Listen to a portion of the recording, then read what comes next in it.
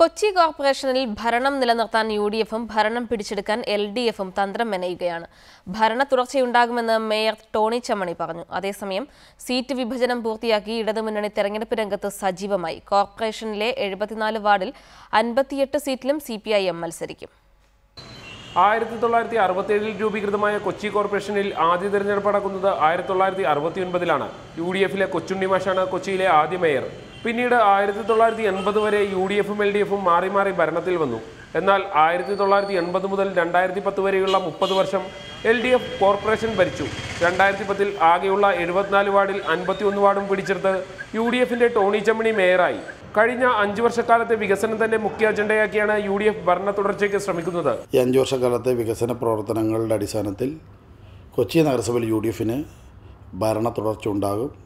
അതേസമയം മുന്നണിയിലെ സീറ്റ് വിഭജനം പോലും നേരത്തെ പൂർത്തിയാക്കിയിരിക്കുകയാണ് LDF.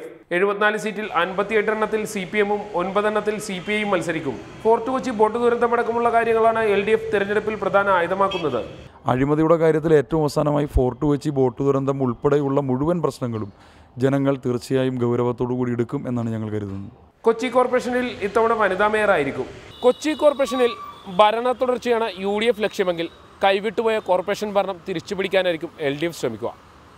അതുകൊണ്ട് തന്നെ 74 ഡിവിഷനുകളിലും മികച്ച സ്ഥാനാർത്ഥികളായിരിക്കും ഇരുമുന്നണികളും രംഗത്തിറക്കുക. ഷഹിൻ ആന്റണി, റിപ്പോർട്ടർ, കൊച്ചി.